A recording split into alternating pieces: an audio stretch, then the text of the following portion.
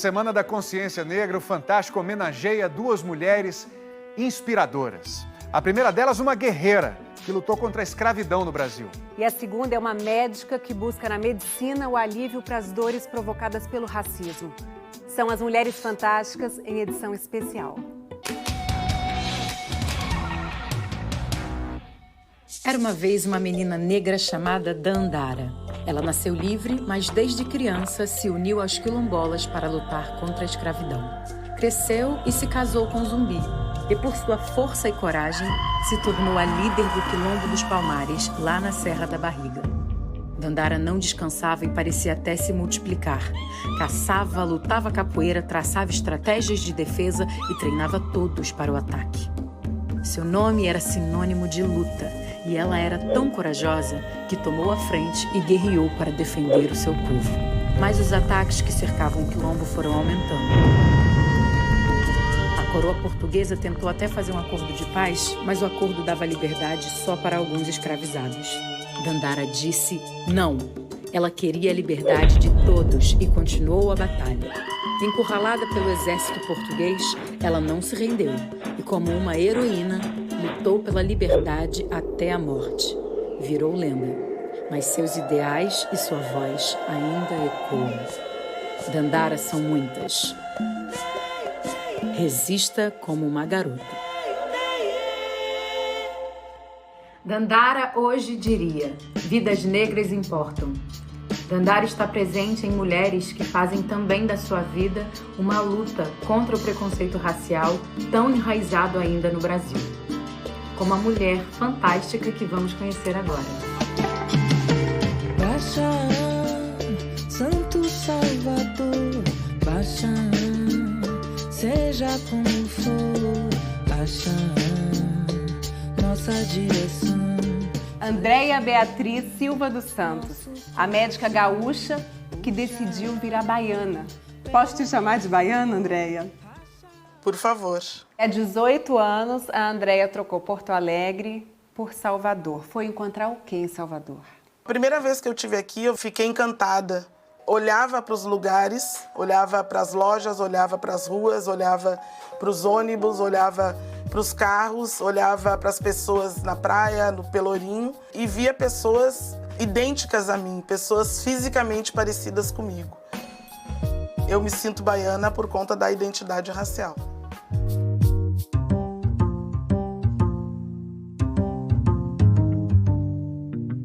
Eu atuo como médica em uma equipe de saúde prisional, na unidade que é considerada no estado da Bahia a maior unidade em regime fechado. São aproximadamente 1.500 homens e eu faço esse atendimento em nível de atenção primária. Como é que foi esse começo de trabalho lá? A primeira coisa que eu vi foi: eu nunca vi uma médica assim. Assim como?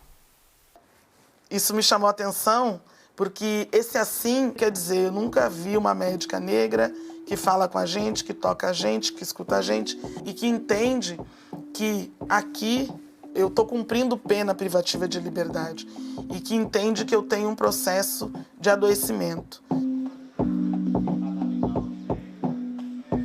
Tá vendo? Eu sei que você bota Emicida, que você bota Racionais, ou seja, esse atendimento ele é muito mais amplo, né? Tipo Central do Brasil, eu vou sozinho. O fato é o que faz o caminho. Tocar essa música é tornar aquele espaço como um espaço também que isole do que significa uma unidade prisional.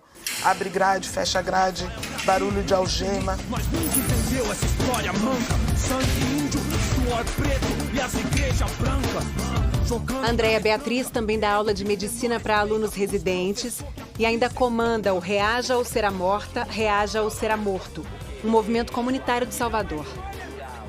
A gente faz marchas anuais para trazer, através da fala, da discussão, da sensibilização das pessoas, o que acontece com a gente, né? Estamos em marcha pela vida de negros e negras. A gente sempre foi estimulado a entender que esse marcador da pele, ele é um marcador que conta muito da história e conta muito de uma maneira que as pessoas têm de nos olhar. Me fala desses marcadores que você tem. A pele preta, o nariz largo, os lábios grossos, um cabelo com dreads ou um cabelo, um crespo mais fechado. O que o processo de escravização fez foi tornar esses marcadores negativos.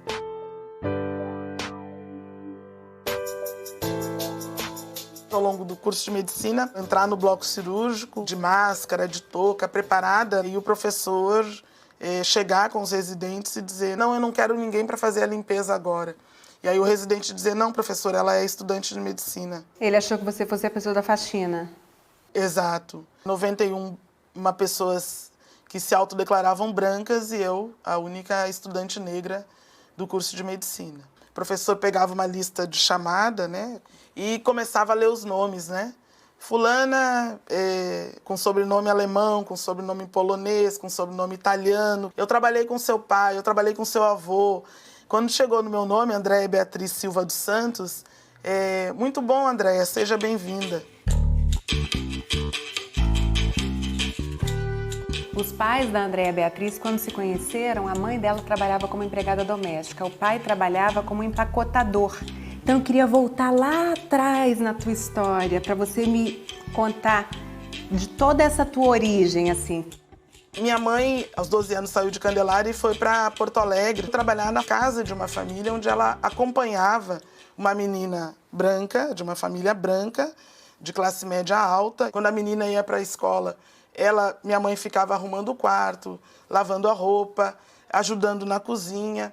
Então minha mãe trabalhou dos 12 até os 19, uma criança que perdeu o direito de estudar. Naquele tempo não tinha carteira assinada, tinha uma folga, um domingo por mês, trabalho escravo, né? Meu pai me escreveu uma carta muito antes de eu nascer, e nessa carta ele traz pontos importantes do que ele quer para o futuro dos filhos. Juntos haveremos de vencer, para tornar fácil aqueles que no futuro dependem de nós. Essa carta, para mim, ela funciona como um manual de sobrevivência negra num mundo tão hostil contra as pessoas negras. E é tudo isso que eu conto para o meu filho. Quando a gente diz que ele tem que se preparar, porque ele tem 14 anos e ele anda nas ruas de Salvador, e ele pode sofrer uma abordagem policial, quando tu tem um filho jovem que usa dreads, que é um menino negro, isso faz tirar um pouco do ar. Essa foi a carta do vô para a avó. Onirê tem 14 anos. E de onde vem o nome dele? Onirê é um dos títulos de um orixá, e ele significa Senhor da Sorte. E todo filho traz sorte, né? Na verdade, é a continuidade de uma história, né? E pensando, então, nesse sentimento de continuidade, você olha para trás e diz: pai, mãe. Eu tenho um grande agradecimento por tudo que eles se sacrificaram para fazer. Se eu pudesse, na verdade, voltar no tempo, uma das coisas que eu faria era tirar minha mãe daquela situação. Isso não é possível, mas eu tenho tanto amor no que eles transformaram minha vida, que eu acho que eu tenho uma responsabilidade muito grande com meu filho e também com as pessoas que são parecidas comigo. Muito difícil falar. E olha que eu não sou chorona, viu? Teu olhar, a tua história, a tua trajetória, você ilumina e inspira a vida de muita gente. Parabéns e obrigada. Resta uma ilusão, mestra. Resta uma ilusão, mestra. Abra-se, cadabra-se. 2020, ele marca mais um ano de dor, de sofrimento, que ele sirva também para que as pessoas brancas possam contribuir nessa luta e pensar mais sobre isso.